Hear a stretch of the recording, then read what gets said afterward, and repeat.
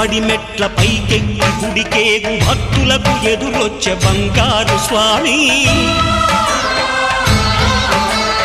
ఇరుముడులు స్పృశించి శుభమనుచు దీవించి జన బృందముల చేరే జగమేలు స్వామి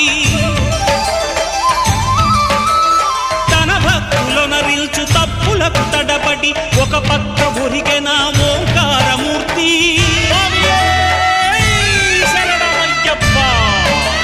స్వాములందరూ తనకు సాయము కాగా ధీమంతుడై లేచె ఆ కన్య స్వామి